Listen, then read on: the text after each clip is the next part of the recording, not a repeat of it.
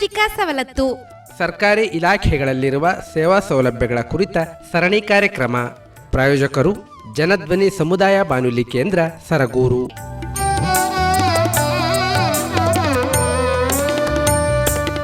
ಪ್ರೀತಿಯ ಕೇಳುಗರಿಗೆಲ್ಲ ನಮಸ್ಕಾರ. ನೀವು ಕೇಳ್ತಾ ಇದ್ದೀರಾ ಜನಧ್ವನಿ ರೇಡಿಯೋ. ಇದು 90.8 ಕಂಪನಾಂಕದಲ್ಲಿ ಸರಗೂರಿನಿಂದ ಪ್ರಸಾರವಾಗುತ್ತಿರುವ ಮೈಸೂರಿನ ಮೊಟ್ಟ ಮೊದಲ ಸಮುದಾಯ ರೇಡಿಯೋ. ನಾನು ನಿಮ್ಮ ರೇಡಿಯೋ ಗೆಳೆಯ ಶ್ರೀಕಾಂತ್ ಸರಗೂರು. ಎಂದಿನಂತೆ ತಮ್ಮೆಲ್ಲರಿಗೂ ಸಾಮಾಜಿಕ ಸವಲತ್ತು ಕಾರ್ಯಕ್ರಮಕ್ಕೆ ಆತ್ಮೀಯವಾದ ಸ್ವಾಗತವನ್ನು ಕೋರುತ್ತಿದ್ದೇನೆ. ಕೇಳುಗರೆ, ಇಂದಿನ ಸಾಮಾಜಿಕ ಸವಲತ್ತು ಕಾರ್ಯಕ್ರಮದಲ್ಲಿ ಕಾಯಕ ಗ್ರಾಮ ಯೋಜನೆ, ಈ ಯೋಜನೆಯ ಹಿನ್ನೆಲೆ ಮತ್ತು ಜಾರಿಯ ಕುರಿತು, ಈ ಯೋಜನೆಯ ಗುರಿ ಉದ್ದೇಶಗಳು ಹಾಗೂ ಈ ಯೋಜನೆಯ ಮೂಲಕ ಪಂಚಾಯಿತಿ ಮಟ್ಟದಲ್ಲಿ ಗಮನಿಸಬಹುದಂತಹ ಅಭಿವೃದ್ಧಿ ಕಾರ್ಯಕ್ರಮಗಳ ಕುರಿತು, ಇದರಲ್ಲಿ ಸಾರ್ವಜನಿಕರ ಸಹಭಾಗಿತ್ವದ ಪ್ರಾಮುಖ್ಯತೆ ಕುರಿತು ಒಂದಷ್ಟು ವಿಚಾರಗಳನ್ನು ಹಾಗೂ ಮಾಹಿತಿಯನ್ನು ನೀಡಲು ಈ ದಿನದ ಸಾಮಾಜಿಕ ಸವಲತ್ತು ಕಾರ್ಯಕ್ರಮದಲ್ಲಿ ನಮ್ಮ ಜೊತೆ ಇದ್ದಾರೆ ಕೇಂದ್ರ ಹಾಗೂ ರಾಜ್ಯ ಸರ್ಕಾರದ ಯೋಜನೆಗಳ ನೀತಿ ನಿರೂಪಕರು, ಗ್ರಾಮ ಸ್ವರಾಜ್ ಕಾರ್ಯಕ್ರಮಗಳ ಬಲಪಡಿಸುವಲ್ಲಿ ಗ್ರಾಮೀಣಾಭಿವೃದ್ಧಿ ಪಂಚಾಯತ್ ರಾಜ್ ಇಲಾಖೆಯ ವಿಶ್ವವಿದ್ಯಾನಿಲಯದ ಸಮಾಲೋಚಕರು ಆದಂತಹ ಮೈಸೂರಿನ ಡಾಕ್ಟರ್ ಜಿ ಅಚ್ಯುತರವರವರು. ಬನ್ನಿ ಅವರ ಕಾರ್ಯಕ್ರಮಕ್ಕೆ ಸ್ವಾಗತಿಸಿ ಈ ಯೋಜನೆ ಕುರಿತು ಮತ್ತಷ್ಟು ಮಾಹಿತಿಯನ್ನು ತಿಳಿಯೋಣ.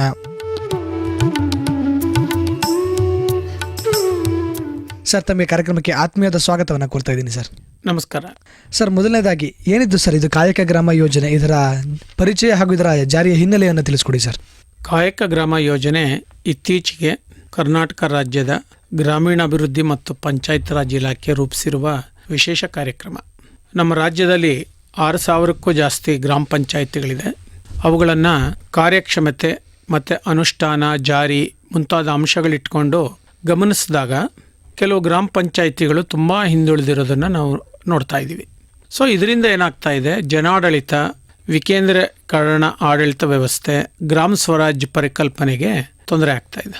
ಸೊ ಎಲ್ಲಿ ಸಮಾನವಾಗಿ ಅಭಿವೃದ್ಧಿ ಆಗೋದಿಲ್ಲ ಅಲ್ಲಿ ಖಂಡಿತವಾಗಿ ಅಸಮಾಧಾನ ಇರುತ್ತೆ, ಜನರ ಭಾಗವಹಿಸುವಿಕೆ ಸರಿ ಇರೋದಿಲ್ಲ, ಇನ್ನೂ ಬೇಕು ಅನ್ನೋದಿರುತ್ತೆ, ಮತ್ತು ಉತ್ತಮ ರೀತಿಯಲ್ಲಿ ಕಾರ್ಯಕ್ರಮಗಳ ಸಂಯೋಜನೆ ಮಾಡಲಿಕ್ಕೂ ಅವ್ರಿಗೆ ಆಗೋದಿಲ್ಲ. ಇದನ್ನು ಗಮನಿಸಿ ರಾಜ್ಯದಲ್ಲಿ ABCD ಅಂಥೇಳಿ ಒಂದು ವರ್ಗೀಕರಣ ಮಾಡಿದ್ದಾರೆ ಈ ಗ್ರಾಮ ಪಂಚಾಯಿತಿಗಳ ಕಾರ್ಯದಕ್ಷತೆಗೆ ಅನುಗುಣವಾಗಿ. ಸೊ ಅವುಗಳಲ್ಲಿ 1310 ಪಂಚಾಯಿತಿಗಳನ್ನು ಗುರುತಿಸಿ ಇವುಗಳ ಕಾರ್ಯಕ್ಷಮತೆಯನ್ನು ನಾವು ಅಭಿವೃದ್ಧಿಪಡಿಸಬೇಕು. ಇಲ್ಲ ಅಂದರೆ ಇವೆಲ್ಲ ಒಂದೊಂದು ಜಿಲ್ಲೆಯಲ್ಲಿ ಅತ್ಯಂತ ಹಿಂದುಳಿದ ಪ್ರದೇಶಗಳಲ್ಲಿದೆ. ಆ ವ್ಯಾಪ್ತಿನಲ್ಲಿ ವಾಸ ಮಾಡುವ ಜನರಿಗೆ ಯಾವುದೇ ಸೌಲಭ್ಯಗಳು ಸಿಗಲಿಲ್ಲ ಅಂದರೆ ಅಸಮತೋಲನ ಉಂಟಾಗತ್ತೆ. ಸೊ ಇದಕ್ಕೊಂದು ಪರಿಹಾರ ಕಂಡುಹಿಡ್ಕೋಬೇಕಂತೇಳಿ ಈ ಕಾಯಕ ಗ್ರಾಮ ಯೋಜನೆಯನ್ನು ರೂಪಿಸಿದ್ದಾರೆ. ಮುಖ್ಯವಾಗಿ ಯಾವುದೇ ಸಾಧನೆ ಮಾಡಬೇಕಂದ್ರೆ ಕಾಯಕದಿಂದಲೇ ಸಕಲವನ್ನು ನಾವು ಸಾಧಿಸಬೇಕು ಅನ್ನೋದು ಮೂಲ ಪರಿಕಲ್ಪನೆ.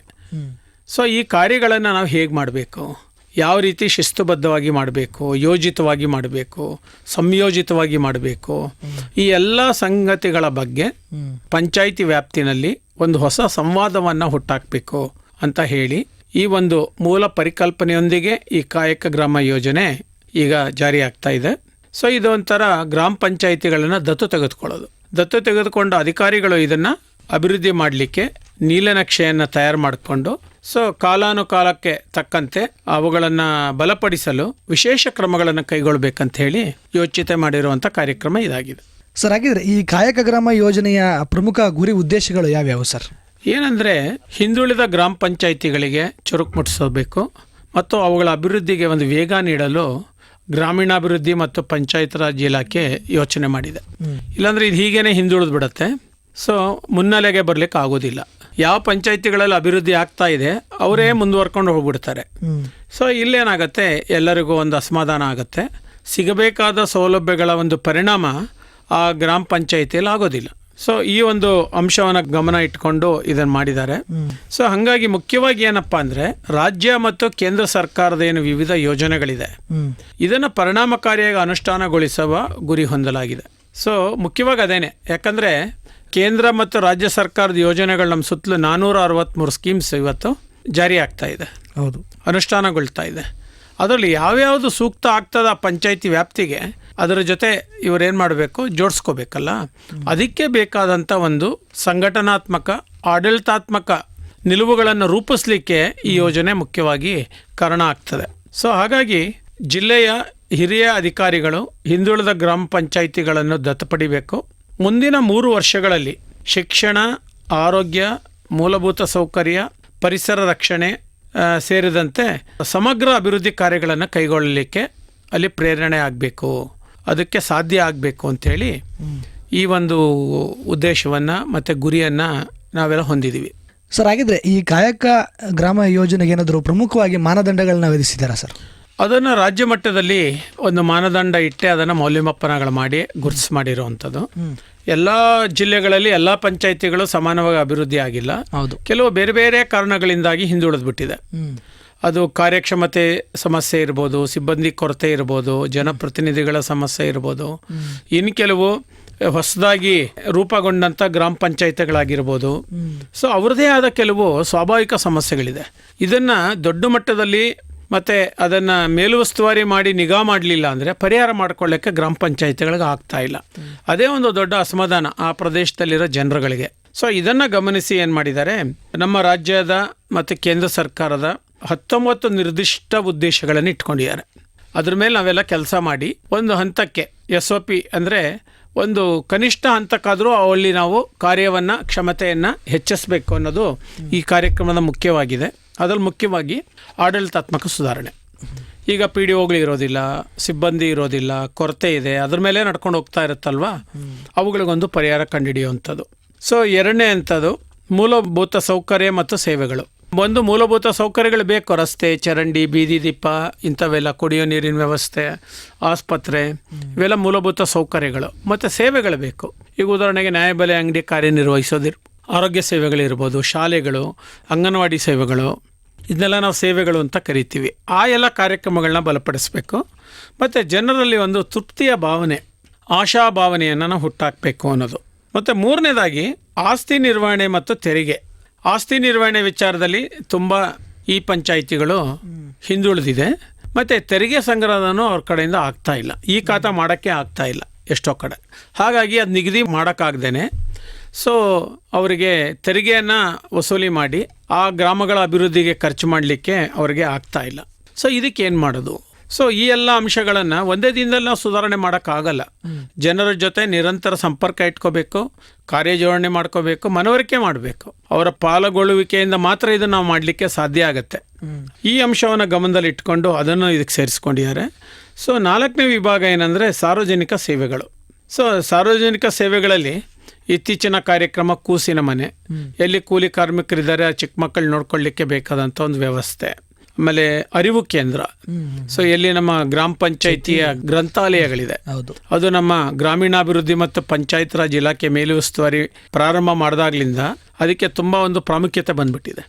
ಸೊ ನಮ್ಮ ಎಲ್ಲ ತರಬೇತಿ, ಅರಿವು ಕಾರ್ಯಕ್ರಮಗಳು, ಸಂಪರ್ಕ ಕಾರ್ಯಕ್ರಮಗಳು ಮತ್ತು ಸಮುದಾಯವನ್ನು ಹುರಿದುಂಬಿಸೋ ಎಲ್ಲ ಕಾರ್ಯಕ್ರಮಗಳು ಈ ಕೇಂದ್ರಗಳ ಮುಖಾಂತರನೇ ಮಾಡಬೇಕು ಎಂಬ ಒಂದು ವಿಚಾರ ಈಗ ಜಾರಿಯಲ್ಲಿದೆ. ಇದು ತುಂಬ ಜನರಲ್ಲಿ ಆಸಕ್ತಿಯನ್ನು ಮೂಡಿಸ್ತಾ ಇರುವಂಥ ಕೆಲಸ ಆಗಿದೆ. ಅದೇ ರೀತಿ ನೈರ್ಮಲ್ಯದ ವಿಚಾರ. ಈಗ ನೈರ್ಮಲ್ಯದ ವಿಚಾರ ಅನ್ನೋದು ವೈಯಕ್ತಿಕ ನೈರ್ಮಲ್ಯ ಬಂತು, ಕುಟುಂಬ ನೈರ್ಮಲ್ಯ ಬಂತು, ಸಮುದಾಯ ನೈರ್ಮಲ್ಯ ಬಂತು, ಮತ್ತು ಆ ಪ್ರದೇಶದ ನೈರ್ಮಲ್ಯ ಬಂತು. ಸ್ವಚ್ಛ ಭಾರತ್ ಮಿಷನ್ ಯೋಜನೆ ಬಂದು 15 ವರ್ಷಕ್ಕೂ ಜಾಸ್ತಿ ಆಗಿದೆ. ಸೊ ಅದಕ್ಕೆ ಮೊದಲು ನಮ್ಮಲ್ಲಿ ತುಂಬ ಅನೇಕ ನೈರ್ಮಲ್ಯ ಅಭಿವೃದ್ಧಿ ಯೋಜನೆಗಳು ಬಂದಿತ್ತು. ಸೊ ಇವುಗಳೆಲ್ಲ ನೋಡಿದಾಗ ಈ ಆಯ್ಕೆಗೊಂಡ ಪಂಚಾಯಿತಿಗಳಲ್ಲಿ ಇದು ಅಷ್ಟೊಂದು ಆಶಾದಾಯಕವಾಗಿಲ್ಲ, ತೃಪ್ತಿದಾಯಕವಾಗಿಲ್ಲ. ವೈಯಕ್ತಿಕ ಶೌಚಾಲಯಗಳ ಕಟ್ಟಿಸೋದು, ಅದನ್ನು ನಿರ್ವಹಣೆ ಮಾಡೋದು, ಬಳಸುವಂಥ ವಿಚಾರ, ಮತ್ತು ಶಾಲೆ, ಅಂಗನವಾಡಿ, ಹಾಸ್ಟೆಲ್ಗಳಲ್ಲಿ ಶೌಚಾಲಯ ವ್ಯವಸ್ಥೆ, ಆಮೇಲೆ ಬೂದು ನೀರು, ಬಳಸಿದ ನೀರು ಅದನ್ನು ನಿರ್ವಹಣೆ ಮಾಡಲಿಕ್ಕೆ ಸಾಧ್ಯ ಆಗದೆ ತೊಂದರೆ ಆಗ್ತಾ ಇರೋದು ನಾವು ನೋಡ್ತಾ ಇದ್ದೀವಿ. ಆಮೇಲೆ ಕಸ ಸಂಗ್ರಹ, ಘನತ್ಯಾಜ್ಯ ಸಂಗ್ರಹ, ಮತ್ತು ಬರೀ ಸಂಗ್ರಹ ಒಂದೇ ಅಲ್ಲ, ವಿಲೇವಾರಿ ಮಾಡಿ ಅದನ್ನು ನಿರ್ವಹಣೆ ಮಾಡಬೇಕು. ಘನತ್ಯಾಜ್ಯ ಎಲ್ಲ ಒಂದು ಕಸ ಅಲ್ಲ, ಅದೊಂದು ಶಕ್ತಿ, ಅದೊಂದು ಸಂಪನ್ಮೂಲ ಅಂತ ನಾವು ಪರಿಗಣಿಸೋದಾದರೆ ಅವುಗಳನ್ನು ಯಾವ್ಯಾವ ಥರ ವಿಲೇವಾರಿ ಮಾಡ್ಬೋದು, ವಿಂಗಡಣೆ ಮಾಡ್ಬೋದು, ಕಾರ್ಯಕ್ರಮಗಳಿದೆ. ಅದಕ್ಕಾಗಿ ಕೇಂದ್ರ ಮತ್ತು ರಾಜ್ಯ ಸರ್ಕಾರದ ಅನೇಕ ಯೋಜನೆಗಳು ಪೈಪ್ಲೈನಲ್ಲಿದೆ. ಆದರೆ ಅದಕ್ಕೆ ಬೇಡಿಕೆ ಬರ್ತಾ ಇಲ್ವಲ್ಲ, ಅಥವಾ ನೀವು ಜಾರಿ ಮಾಡಿ ಅಂತ ಮಂಜೂರು ಮಾಡಿದ್ರು ಸಹಿತ ಪಂಚಾಯಿತಿ ಅಸಹಾಯಕತೆಯಲ್ಲಿದೆ, ಅದನ್ನು ಜಾರಿ ಮಾಡೋಕ್ಕಾಗ್ತಾ ಇಲ್ಲ. ಅಲ್ಲಿ ಕೆಲವು ಅವರಿಗೆ ತಾಂತ್ರಿಕ ತೊಡಕುಗಳಿದೆ, ಮೂಲಭೂತ ಸೌಕರ್ಯಗಳ ತೊಡಕುಗಳಿದೆ. ಅದನ್ನು ನಿವಾರಣೆ ಮಾಡೋದು ಹೇಗೆ? ಸೊ ಅದೆಲ್ಲ ಈ ಯೋಜನೆಯಲ್ಲಿ ಗಮನಿಸಬೇಕು. ಅದೇ ರೀತಿ ಆರೋಗ್ಯ ಸೇವೆಗಳು. ಸೊ ಆರೋಗ್ಯ ಸೇವೆಗಳ ಬಂದಾಗ ಆಸ್ಪತ್ರೆ ಒಳಗಡೆ ಸಿಗೋ ಸೇವೆಗಳು ಬೇರೆ, ಸಮುದಾಯ ಮಟ್ಟದಲ್ಲಿ ಸಿಗುವಂಥ ಸೇವೆಗಳು ಬೇರೆ, ಲಸಿಕಾ ಕಾರ್ಯಕ್ರಮಗಳಿದೆ, ಪೌಷ್ಟಿಕಾಂಶದ ಇದಿದೆ, RCH ಕಾರ್ಯಕ್ರಮಗಳಿದೆ, ಸಂತಾನೋತ್ಪತ್ತಿ ಮತ್ತು ಮಗುವಿನ ಆರೋಗ್ಯದ ಅನೇಕ ಕಾರ್ಯಕ್ರಮಗಳಿದೆ. ಮತ್ತು 60 ವರ್ಷಕ್ಕಿಂತ ಜಾಸ್ತಿ ವಯೋವೃದ್ಧರಿಗೆ ಬೇಕಾದಂತಹ ಚಿಕಿತ್ಸಾ ಸೌಲಭ್ಯಗಳು ಒದಗಿಸೋದಿದೆ. ಸೊ ಎಲ್ಲ ಸಂಗತಿಗಳನ್ನ ನಾವು ಗಮನಿಸಿದಾಗ ಆ ಒಂದು ಪ್ರಾಥಮಿಕ ಆರೋಗ್ಯ ಕೇಂದ್ರ ಉತ್ಕೃಷ್ಟವಾಗಿ ಕೆಲಸ ಮಾಡಬೇಕಾಗತ್ತೆ. ನೀತಿ ಇದೆ, ಮತ್ತು 10 ಬೆಡೆಡ್ ಹಾಸ್ಪಿಟಲ್ಸ್ ಎಲ್ಲ ಕಡೆಗೆ ಮಾಡಬೇಕಂತ ನೀತಿ ಇದೆ. ಅದರಿಂದ ನಾವು ಸಮುದಾಯ ಆರೋಗ್ಯ ಕೇಂದ್ರಕ್ಕೆ ಸಂಪರ್ಕ ಮಾಡಬೇಕು. ಅಲ್ಲಿ ಅದು ಚಿಕಿತ್ಸೆ ಆಗೋದಿಲ್ಲ ಅಂತಾಯಿತು ಅಂದರೆ ತಾಲೂಕು ಆಸ್ಪತ್ರೆಗೆ ಲಿಂಕ್ ಮಾಡಬೇಕು. ತಾಲೂಕು ಆಸ್ಪತ್ರೆಯಿಂದ ಅದು ಜಿಲ್ಲಾ ಆಸ್ಪತ್ರೆಗೆ ಹೋಗಬೇಕು ಅಲ್ವಾ. ಸೊ ಈ ಆರೋಗ್ಯ ಸೇವೆಗಳು ಸರಿಯಾಗಿ ಅವ್ರಿಗೆ ಸಿಗ್ತಾ ಇಲ್ಲ ಅಂದರೆ ಸಮುದಾಯದಲ್ಲಿ ಏನಾಗುತ್ತೆ, ಪ್ಯಾನಿಕ್ ಆಗುತ್ತೆ. ಮತ್ತು ಅದಕ್ಕಾಗಿ ಅವ್ರು ತುಂಬ ಸಮಯವನ್ನು ವೆಚ್ಚ ಮಾಡಬೇಕಾಗತ್ತೆ ಮತ್ತು ಖರ್ಚು ಜಾಸ್ತಿ ಆಗ್ತದೆ. ಸೊ ಇದನ್ನು ಹೇಗೆ ಉತ್ತಮಪಡಿಸೋದು ಅನ್ನೋದು ಸಹಿತ ನಾವು ಯೋಚನೆ ಮಾಡ್ತಾ ಇದ್ದೀವಿ. ಸೊ 5ನೇದಿರೋದು ಪರಿಶಿಷ್ಟ ಜಾತಿ ಪರಿಶಿಷ್ಟ ಪಂಗಡದ ಅನೇಕ ಕಾರ್ಯಕ್ರಮಗಳಿದೆ. ಆಯಿತಾ, ಇದನ್ನು ನಾವು SCP TSP ಕಾರ್ಯಕ್ರಮಗಳು ಅಂತೀವಿ. ಇದು ಶಾಸನಬದ್ಧ ಅನುದಾನ. ಸೊ ಇವುಗಳಿಗೆ ನಿಯಮಿತವಾಗಿ ನೀಲನಕ್ಷೆ ತಯಾರು ಮಾಡಿ ಸಲ್ಲಿಸಲಿಲ್ಲ ಅಂದರೆ, ಇನ್ ಟೈಮಲ್ಲಿ ಸಲ್ಲಿಸಲಿಲ್ಲ ಅಂದರೆ, ಸೊ ಅದ್ಯಾವುದು ಇವರಿಗೆ ಮಂಜೂರಾಗೋದಿಲ್ಲ. ಅದು ವೈಯಕ್ತಿಕ ಇರ್ಬೋದು, ಗುಂಪಿರ್ಬೋದು, ಅಥವಾ ಆ ಪ್ರದೇಶಕ್ಕೆ ಇರ್ಬೋದು. ಸೊ ಇದರಿಂದ ಅವ್ರಿಗೆ ಅನೇಕ ತೊಂದರೆಗಳಾಗ್ತಾ ಇರೋದನ್ನ ಗಮನಿಸ್ತಾ ಇದ್ದೀವಿ. ಸೊ ಇದನ್ನು ಹೆಂಗೆ ಪರಿಹರಿಸೋದು ಅಂಥೇಳಿ. ಇನ್ನೊಂದು MG ನರೇಗಾ ಕಾರ್ಯಕ್ರಮ. ಈಗ ಅದನ್ನು ನಾವು VBG ರಾಮ್ಜಿ ಕಾರ್ಯಕ್ರಮ ಅಂತ ಹೊಸ ನಾಮಕರಣದೊಂದಿಗೆ ಅದು ಬರ್ತಾ ಇದೆ. ಅದನ್ನು ಹೇಗೆ ಪರಿಣಾಮಕಾರಿಯಾಗಿ ಮಾಡಲಿಕ್ಕೆ ಸಾಧ್ಯ ಆಗತ್ತೆ ಅನ್ನೋ ಒಂದು ಮೂಲ ಕಲ್ಪನೆ ಮತ್ತು ಜನರನ್ನು ಹುರಿದುಂಬಿಸೋದು ಹೇಗೆ ಅನ್ನೋವಂಥದ್ದು, ಮತ್ತು ಉತ್ತಮವಾಗಿ ಅನುಷ್ಠಾನ ಹೆಂಗೆ ಮಾಡ್ಬೋದು. ಆಮೇಲೆ ಇದೆಲ್ಲದಕ್ಕಿಂತ ಮುಖ್ಯವಾಗಿ ಇನ್ನೊಂದಾಗಬೇಕಂದ್ರೆ ಉತ್ತಮ ಆಡಳಿತ ಸೇವೆಯ ಪರಿಕಲ್ಪನೆಯನ್ನು ಪಂಚಾಯತಿಯಲ್ಲಿ ಹೆಂಗೆ ತರ್ತೀವಿ. ಒಂದು ಯೋಜನೆಗಳು ಮಾಡೋದು, ನಿಯಮಿತವಾಗಿ ಸಾಮಾನ್ಯ ಸಭೆಗಳು ನಡೆಸೋದು, ಗ್ರಾಮ ಸಭೆಗಳು ಮಾಡೋದು, ವಾರ್ಡ್ ಸಭೆಗಳು ಮಾಡೋದು, ಇವುಗಳನ್ನ ತುಂಬ ಪಾರದರ್ಶಕವಾಗಿ ಮತ್ತು ಶಕ್ತಿಯುತವಾಗಿ ಮಾಡುವಂಥದ್ದು ಅಲ್ವಾ. ಸೊ ಅದಾದಮೇಲೆ ಮುಖ್ಯವಾಗಿ ನಾವು ನೋಡಬೇಕಾಗಿರೋದು ಇನ್ನೊಂದೇನಪ್ಪ ಅಂತ ಹೇಳಿದ್ರೆ ಆಡಿಟ್ ಆಗಬೇಕು ಪಂಚಾಯತ್ಸು. ಅದರಲ್ಲಿ ಜನ ಹೆಂಗೆ ಭಾಗವಹಿಸ್ತಾರೆ ಅಲ್ವಾ. ಯಾಕಂದರೆ ಇದು ಎಲ್ಲರದ್ದು ಜವಾಬ್ದಾರಿ. ನಮ್ಮ ಪಂಚಾಯತಿದು ಇವತ್ತು ಲೆಕ್ಕ ಪರಿಶೋಧನೆಯಾಗಿ ಮುಂದಿನ ವರ್ಷಕ್ಕೆ ನಾವು ಹೋಗೋದಕ್ಕೆ ಒಂದು ನಮಗೆ ಗ್ರೀನ್ ಸಿಗ್ನಲ್ ಸಿಗತ್ತೆ ಅಂದರೆ, ಉತ್ತೇಜನ ಸಿಗತ್ತೆ ಅಂದರೆ ಒಂದು ಹರ್ಷದಾಯಕ ಸಂಗತಿ ಅಲ್ವಾ. ಸೊ ಈ ಎಲ್ಲ ಸಂಗತಿಗಳನ್ನೆಲ್ಲ ನಾವು ಈ ಒಂದು ಕಾರ್ಯಕ್ರಮದೊಳಗಡೆ ತಂದು, ಇದೊಂದು ಸಾಮಾಜಿಕ ವಲಯ ಅಭಿವೃದ್ಧಿ ಕಾರ್ಯಕ್ರಮ. ಇದು ಕೇವಲ ಸ್ಕೀಮು ಅಥವಾ ಕಾರ್ಯಕ್ರಮ ಅಭಿವೃದ್ಧಿ ಮಾಡೋದಲ್ಲ. ಇದು ಒಂದು ಚಿಂತನೆ ಇರಬೇಕು, ಸಂಘಟನೆ ಇರಬೇಕು, ಮತ್ತು ಜನರಿಗೆ ಇವುಗಳ ಬಗ್ಗೆ ಧನಾತ್ಮಕ ಚಿಂತನೆ ಬರೋ ರೀತಿಯಲ್ಲಿ ಅನೇಕ ಪ್ರೇರಕ ಕಾರ್ಯಕ್ರಮಗಳು, ಉತ್ತೇಜಕ ಕಾರ್ಯಕ್ರಮಗಳನ್ನ ನಾವು ಮಾಡಬೇಕು. ಇದಕ್ಕೆ ಎಲ್ಲರೂ ಭಾಗವಹಿಸಬೇಕು, ಸಾರ್ವಜನಿಕರು, ಸಂಘ ಸಂಸ್ಥೆಗಳು. ಒಂದು ಗ್ರಾಮ ಪಂಚಾಯಿತಿಯ ತಳ ಹಂತದಲ್ಲಿ ನಾವು ನೋಡಿದಾಗ 33 ಥರ ವಿವಿಧ ರೀತಿಯ ವ್ಯವಸ್ಥೆಗಳಿರೋದು ನಾವು ನೋಡ್ತೀವಿ. SDMCಗಳಿಂದ ಹಿಡಿದು, ಆಮೇಲೆ ಬಾಲ ವಿಕಾಸ ಸಮಿತಿಗಳಿಂದ ಹಿಡಿದು, ಅರಣ್ಯ ಪರಿಸರ ಅಭಿವೃದ್ಧಿ ಸಮಿತಿಗಳಿಂದ ಹಿಡಿದು, ಕೋಆಪರೇಟಿವ್ ಸೊಸೈಟೀಸು, ಆಮೇಲೆ ಗ್ರಾಮ ಆರೋಗ್ಯ ಮತ್ತು ನೈರ್ಮಲ್ಯ ಮತ್ತು ಪೌಷ್ಟಿಕಾಂಶ ಸಮಿತಿಗಳು ಅಂತ ಇದೆ. ಆಮೇಲೆ ಯುವಕ ಸಂಘ ಇದೆ, ಮಹಿಳಾ ಸಂಘಗಳಿದೆ, ಸ್ವಸಹಾಯ ಸಂಘಗಳಿದೆ. ಇವ್ರನ್ನೆಲ್ಲ ಲೆಕ್ಕ ಹಾಕಿದ್ರೆ ಅಷ್ಟು ಜನ ಸಿಗ್ತಾ ಇದ್ದಾರೆ. ಆಮೇಲೆ ನಮ್ಮ ವಿಶೇಷ ಚೇತನರಿದ್ದಾರೆ, ಅವ್ರ ಸಂಘಟನೆಗಳಿದೆ. ಇವ್ರನ್ನೆಲ್ಲ ಸೇರಿಸ್ಕೊಂಡು ಒಂದು ನಾವು ಶಕ್ತಿಯುತವಾಗಿ ಹೇಗೆ ಎಲ್ಲ ಕಾರ್ಯಕ್ರಮಗಳನ್ನ ಪ್ರಬಲವಾಗಿ ಮಾಡಲಿಕ್ಕೆ ಸಾಧ್ಯ ಆಗುತ್ತೆ ಅನ್ನೋದನ್ನು, ಸಾಧ್ಯತೆಯನ್ನು ಕಂಡುಕೊಳ್ಳೋದು ಮತ್ತು ಜನಕ್ಕೆ ಒಂದು ಭರವಸೆ ಮೂಡಿಸೋದು. ವಿಕೇಂದ್ರೀಕರಣ ಆಡಳಿತ ವ್ಯವಸ್ಥೆ ಮತ್ತು ಗ್ರಾಮ ಸ್ವರಾಜ್ ಪರಿಕಲ್ಪನೆಯಿಂದ ಇದು ಮಾಡಲಿಕ್ಕೆ ಸಾಧ್ಯ ಆಗುತ್ತೆ. ಗ್ರಾಮ ಸ್ವರಾಜ್ ಅಂದರೆ ಏನು? ಜನರ ಅಭಿಪ್ರಾಯ ಕೇಳೋದು, ಯೋಜನೆಯನ್ನು ರೂಪಿಸೋದು, ಅದನ್ನು ಜಾರಿ ಮಾಡೋದು, ಅನುಷ್ಠಾನ ಮಾಡೋದು, ಸರಿ ತಪ್ಪುಗಳನ್ನ ಅಲ್ಲಲ್ಲೇ ನಾವು ಬಗೆಹರಿಸ್ಕೊಂಡು ಮುಂದಕ್ಕೆ ಸಾಗೋದು. ಈ ಒಂದು ಚಿಂತನೆಯನ್ನು ಮರು ಹುಟ್ಟಾಕಬೇಕು. ವಿಕೇಂದ್ರೀಕರಣ ಆಡಳಿತ ವ್ಯವಸ್ಥೆ ಬಗ್ಗೆ ಜನರಿಗೆ ಉತ್ತಮವಾದ ಒಲವು ಬರಲಿಕ್ಕೆ ನಾವೆಲ್ಲ ಮತ್ತೊಮ್ಮೆ ಪ್ರಯತ್ನ ಮಾಡಬೇಕು ಅನ್ನೋದು ಈ ಕಾರ್ಯಕ್ರಮದ ಮುಖ್ಯ ಆಶಯ ಆಗಿದೆ.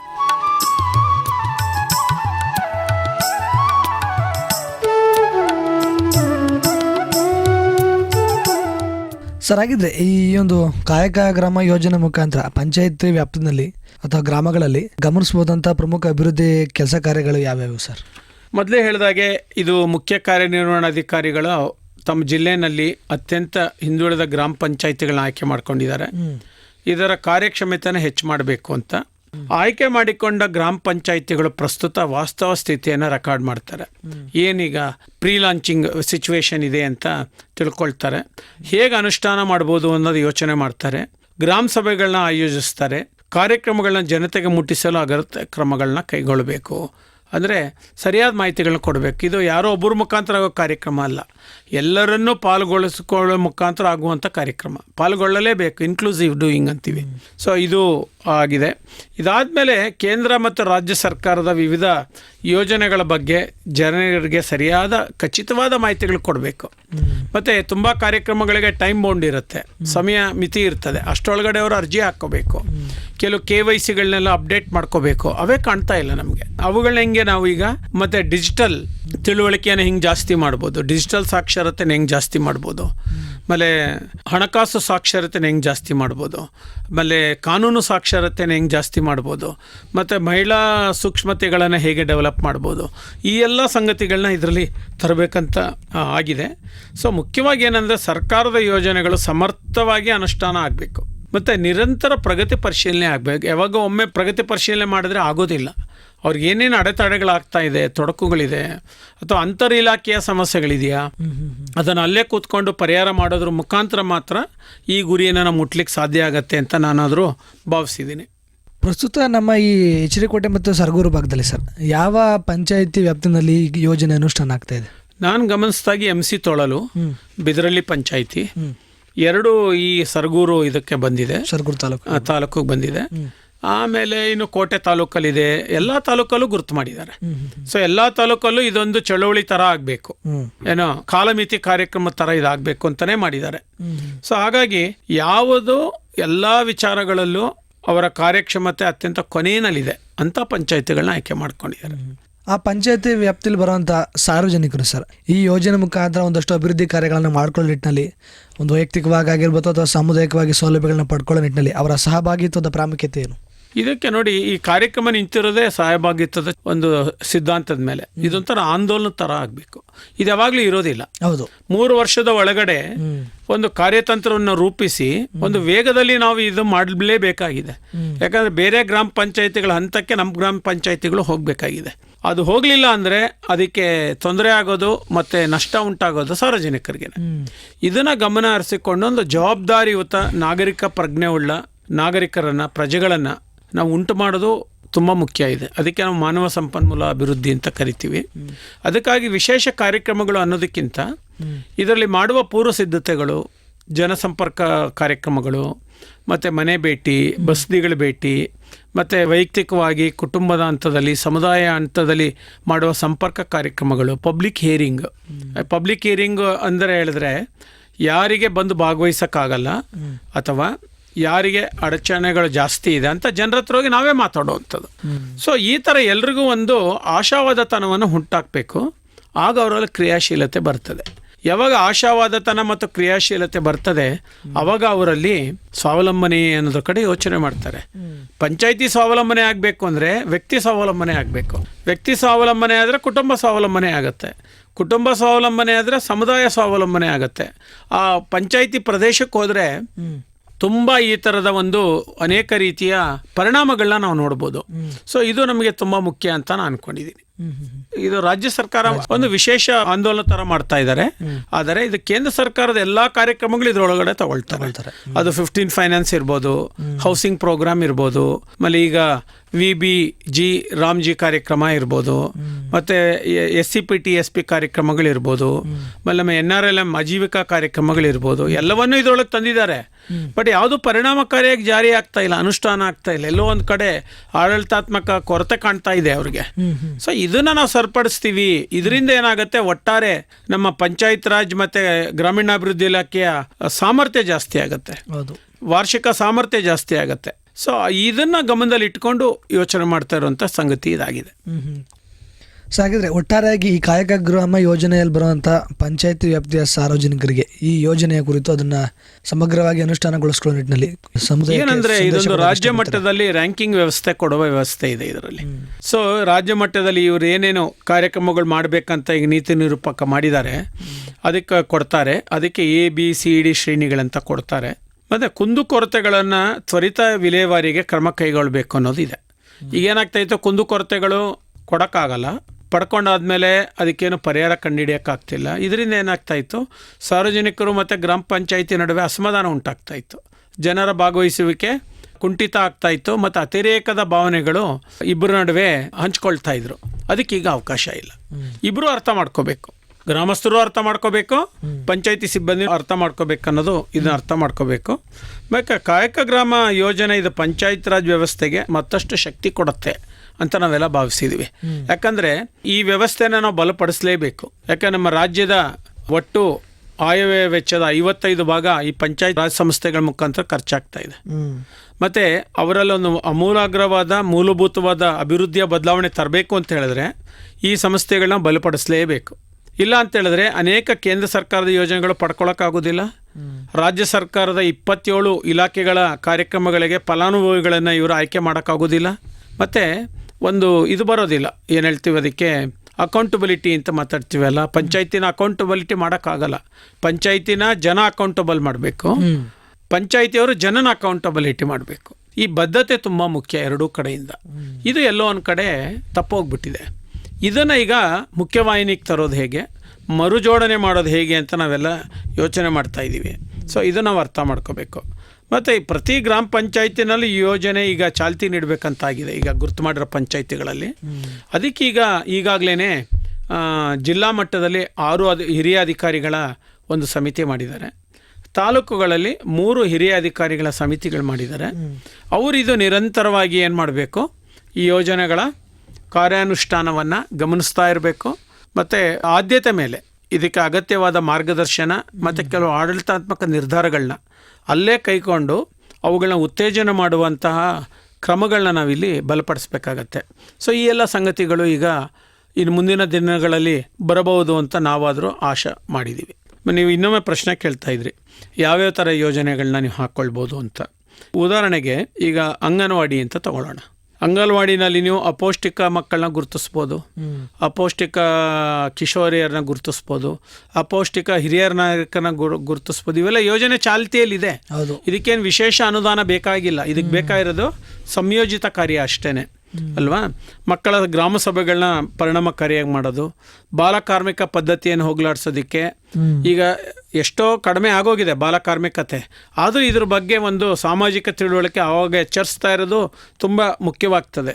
ಮತ್ತು ಅದೇ ರೀತಿ ನಮ್ಮ ಮಹಾತ್ಮ ಗಾಂಧಿ ಉದ್ಯೋಗ ಖಾತ್ರಿ ಯೋಜನೆ ಬಗ್ಗೆ ಆ ಅನುದಾನದಲ್ಲಿ ಏನೆಲ್ಲ ಕಾರ್ಯಕ್ರಮಗಳು ತಗೊಳ್ಬೋದು ಅಂತ ಇದೆ, ಅವುಗಳನ್ನ ಪ್ರೋತ್ಸಾಹಿಸುವಂಥದ್ದು. ಮತ್ತು ಮಕ್ಕಳಿಗೆ ಕಾಲಕ್ಕೆ 100% ಲಸಿಕೆಗಳು ಹಾಕ್ಸೋವಂಥದ್ದು.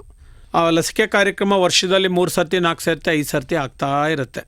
ಹುಟ್ಟಿರೋ ಮಗುವಿಗೆ 2.5-3 ವರ್ಷ ತುಂಬುವವರೆಗೂ ಅನೇಕ ಲಸಿಕೆಗಳು ತಗೊಳ್ಳೋದಿದೆ ಅಲ್ವಾ.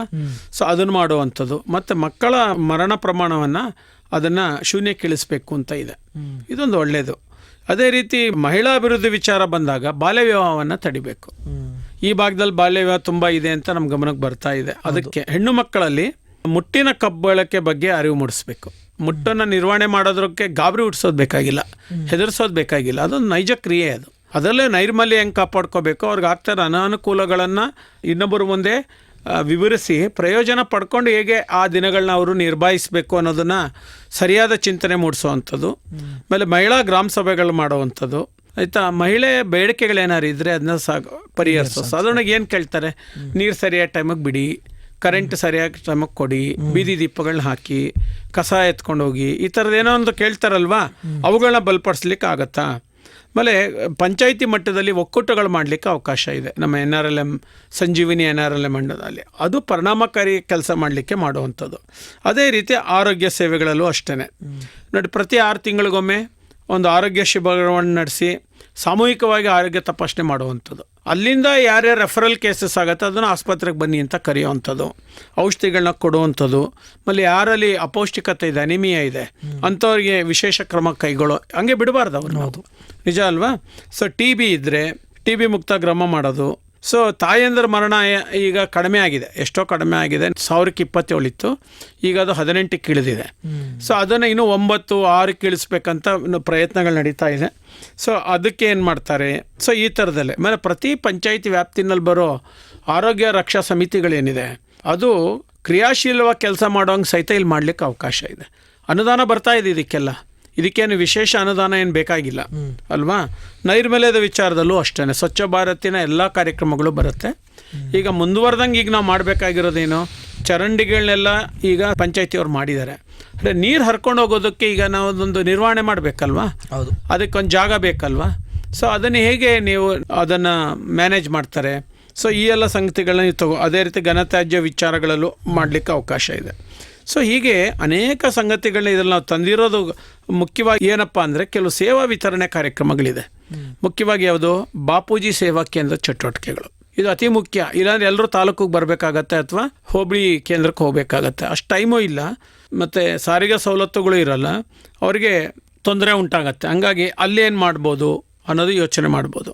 ಆಮೇಲೆ ಸರ್ಕಾರದಿಂದ ಏನೆಲ್ಲ ಸೇವೆಗಳು ಬಾಪೂಜಿ ಕೇಂದ್ರ ಪಡಿಬೋದು, 101 ಚಟುವಟಿಕೆಗಳು 108 ಸೇವೆಗಳನ್ನ ಪಡಿಬೋದು ಅಂತ ಮಾಡಿದಾರಲ್ವ, ಆ ಎಲ್ಲ ಸೇವೆಗಳನ್ನ ಅವ್ರು ಅಲ್ಲೇ ಕೂತಿದ್ದ ಜಾಗದಲ್ಲೇ ಪಡೀಲಿಕ್ಕೆ ಅವಕಾಶ ಇದೆ. ಅದಕ್ಕೊಂದು ಚಿಕ್ಕ ಸೇವಾ ಶುಲ್ಕ ಕೊಟ್ಟು ಅದನ್ನು ನಾವು ಹೀಗೆ ಹೆಚ್ಚು ಜನಪ್ರಿಯ ಮಾಡಬೇಕಾಗಿದೆ.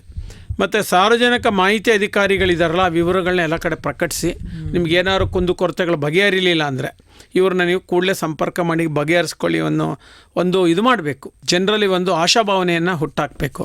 ಮತ್ತು ಈ ಕೂಸಿನ ಮನೆಯನ್ನು ಮಾಡುವಂಥದ್ದು ಅಂಗನವಾಡಿಗಳಿದೆ. ಅಂಗನವಾಡಿಗೆ ಬರೋ ಮಕ್ಕಳಿಗಿಂತ ಇನ್ನೂ ಚಿಕ್ಕ ಮಕ್ಕಳಿದ್ದಾರೆ, ಅವ್ರು ನೋಡ್ಕೊಳ್ಳಿಕ್ಕೆ ಕ್ರಶ್ ಥರ ಈ ಕೂಸಿನ ಮನೆ ಕಾರ್ಯಕ್ರಮ ಇದೆಯಲ್ವಾ. ಸೊ ಇದನ್ನು ಆ ಪಂಚಾಯಿತಿ ಮಾಡೋಕ್ಕಾಗತ್ತಾ, ಅರಿವು ಕೇಂದ್ರಗಳನ್ನ ನಾವು ರಿವೈವ್ ಮಾಡಲಿಕ್ಕಾಗತ್ತಾ, ಯಾವ್ಯಾವ ವಿಚಾರಕ್ಕೆ ಮಾಡ್ಬೋದು. ಈ ಅರಿವು ಗ್ರಾಮ ಪಂಚಾಯಿತಿ ಕೇಂದ್ರಗಳೇನಿದೆ, ಶಾಲೆ, ಅಂಗನವಾಡಿ, ಯುವಕರು, ಸೊ ಮಹಿಳಾ ಸಂಘಗಳು, ಇದ್ರ ಒಡನಾಡಿಯಾಗಿ ಹಿಂಗೆ ಅದು ಕೆಲಸ ಮಾಡ್ಬೋದು. ಯಾಕಂದರೆ ಈಗಾಗಲೇ ಸಂಪನ್ಮೂಲ ಹೋಗ್ತಾ ಇದೆ, ಅಲ್ಲಿ ಖರ್ಚಾಗ್ತಾ ಇದೆ ಅಲ್ವಾ. ಉತ್ತಮ ರೀತಿಯಲ್ಲಿ ಅದು ಆಗಬೇಕು. ಅದೇ ರೀತಿ ಮಕ್ಕಳ ಅಭಿವೃದ್ಧಿ, ಈ ಥರ ಸರ್ಕಾರನೇ ಕೆಲವು ಮಾನದಂಡಗಳನ್ನ ಸುಲಭವಾಗಿ ಮಾಡಲಿಕ್ಕೆ ಆಗುವಂತಹ, ಅದರ ಜವಾಬ್ದಾರಿಯುತವಾಗಿ ಮಾಡಲೇಬೇಕಾದಂಥ ಕೆಲವು ಸಂಗತಿಗಳನ್ನ ಗುರುತಿಸಿದೆ. ಇವೆಲ್ಲ ಕನಿಷ್ಠ ಕಾರ್ಯಕ್ರಮಗಳು. ಸೊ ಒಂದು ಪಂಚಾಯತಿಗೆ ಹೋದರೆ ಇವೆಲ್ಲ ಮಿನಿಮಮ್ ಇರಲೇಬೇಕು. ಅದ್ರ ಮೇಲ್ಗಡೆ ಏನು ಅಭಿವೃದ್ಧಿ ಆಗುತ್ತೆ ಅದು ಆಮೇಲೇನು ವಿಚಾರ ಅಲ್ವಾ. ಸೊ ಈ ಒಂದು ಅಂಶವನ್ನು ಸಹಿತ ಸರ್ಕಾರ ಯೋಚನೆ ಮಾಡಿದೆ. ಇದೊಂದು ತುಂಬ ದೂರಾಲೋಚನೆ ಇರುವಂಥ ಕಾರ್ಯಕ್ರಮ. ಮತ್ತು ಎಲ್ಲ ಭಾಗಿದಾರರು ಇದರೊಳಗಡೆ ಬರಬೇಕು, ಒಬ್ಬರೇ ಮಾಡೋಕ್ಕಾಗೋದಿಲ್ಲ. ಸೊ ಈ ಅಂಶವನ್ನು ನಮ್ಮ ಜನಧ್ವನಿ ಸಮುದಾಯ ರೇಡಿಯೋ ಮುಖಾಂತರ ನಾವು ಸಾರ್ವಜನಿಕರಿಗೆ ವಿನಂತಿ ಮಾಡಬೇಕು ಅನ್ನೋದು ನನ್ನ ಒಂದು ಅಭಿಪ್ರಾಯ ಆಗಿದೆ. ಭಾಳ ಸಂತೋಷ ಸರ್. ಇಷ್ಟೊತ್ತು ನಮ್ಮ ಸಾಮಾಜಿಕ ಸವಲತ್ತು ಕಾರ್ಯಕ್ರಮದಲ್ಲಿ ಕಾಯಕ ಗ್ರಾಮ ಯೋಜನೆ ಅಡಿಯಲ್ಲಿ ರಾಜ್ಯಾದ್ಯಂತ ಎಷ್ಟು ಪಂಚಾಯಿತಿಗಳು ಆಯ್ಕೆಯಾಗಿ ಈ ಯೋಜನೆ ಮುಖಾಂತರ ಏನೆಲ್ಲ ಗುರಿ ಉದ್ದೇಶಗಳನ್ನ ಈಡೇರಿಸೋ ನಿಟ್ಟಿನಲ್ಲಿ ಯಾವ್ಯಾವ ವಿಚಾರದ ಕಾರ್ಯಕ್ರಮಗಳನ್ನು ಗಮನದಲ್ಲಿಟ್ಕೊಂಡು ಆ ಒಂದು ವಿಚಾರದಲ್ಲಿ ಅಭಿವೃದ್ಧಿಯನ್ನು ಮಾಡೋದಾಗಿರ್ಬೋದು, ಇದರಲ್ಲಿ ಸಾರ್ವಜನಿಕರ ಸಹಭಾಗಿತ್ವದ ಪ್ರಾಮುಖ್ಯತೆ ಆಗಿರ್ಬೋದು, ಈ ಯೋಜನೆ ಯಶಸ್ವಿಯಾಗೋ ನಿಟ್ಟಿನಲ್ಲಿ ಅವರ ಕರ್ತವ್ಯಗಳು, ಎಲ್ಲ ವಿಚಾರಗಳ ಕುರಿತು ಸಮಗ್ರ ಮಾಹಿತಿಯನ್ನು ನಮ್ಮ ಕೇಳುಗರೆಂದು ಹಂಚಿಕೊಂಡಿದ್ದಕ್ಕೆ, ನಮ್ಮ ಕಾರ್ಯಕ್ರಮದಲ್ಲಿ ಭಾಗಿಯಾಗಿದ್ದಕ್ಕೆ ತಮಗೆ ತುಂಬ ಧನ್ಯವಾದಗಳು ಸರ್. ನಮಸ್ಕಾರ. ಪ್ರಿಯ ಕೇಳುಗರೆ, ಇದುವರೆಗೂ ನೀವು ಕೇಳ್ತಾ ಇದ್ರಿ ನಮ್ಮ ಸಾಮಾಜಿಕ ಸವಲತ್ತು ಕಾರ್ಯಕ್ರಮದಲ್ಲಿ ಗ್ರಾಮೀಣಾಭಿವೃದ್ಧಿ ಮತ್ತು ಪಂಚಾಯತ್ ರಾಜ್ ಇಲಾಖೆ ನೂತನವಾಗಿ ಜಾರಿಗೆ ತಂದಿರುವಂತಹ ಕಾಯಕ ಗ್ರಾಮ ಯೋಜನೆ ಕುರಿತು ಇದುವರೆಗೂ ಸಮಗ್ರವಾಗಿ ಮಾಹಿತಿಯನ್ನು ಹಂಚಿಕೊಂಡಂಥವರು ಮೈಸೂರಿನ ಡಾಕ್ಟರ್ ಜಿ ಅಚ್ಯುತ್ರವರವರು. ಇದಾಗಿತ್ತು ಇವತ್ತಿನ ನಮ್ಮ ಸಾಮಾಜಿಕ ಸವಲತ್ತು ಕಾರ್ಯಕ್ರಮ. ಮತ್ತೊಂದು ಸಾಮಾಜಿಕ ಸವಲತ್ತು ಕಾರ್ಯಕ್ರಮದಲ್ಲಿ ಮತ್ತೊಂದು ವಿಚಾರದೊಂದಿಗೆ ತಮ್ಮನ್ನು ಮತ್ತೆ ಭೇಟಿಯಾಗ್ತೀನಿ. ಅಲ್ಲಿಯವರೆಗೂ ಕೇಳ್ತಾ ಇರಿ ಜನಧ್ವನಿ. ಇದು ನಿಮ್ಮ ಧ್ವನಿ, ನಿಮ್ಮೂರಿನ ಧ್ವನಿ, ಜನರ ಧ್ವನಿಯಾದ ಜನಧ್ವನಿ. ನಮಸ್ಕಾರ.